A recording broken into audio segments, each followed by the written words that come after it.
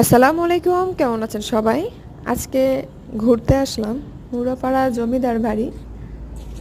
এটা জমিদার বাড়ি, কিন্তু এখন রিসেন্টলি এটা একটা কলেজ, মুরাপাড়া কলেজ। তো দেখুন কতটা সুন্দর পুরোনো কালের সেই জমিদার বাড়ি।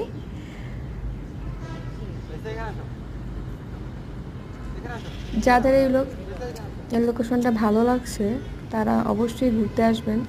কলেজের পাশে আছে একটা সুন্দর দিঘি, দেখতে খুবই সুন্দর।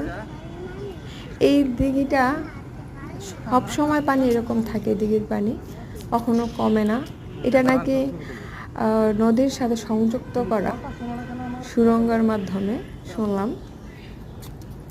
তো সবাই আসবেন ঘুরতে, ভালো লাগবে অবশ্যই।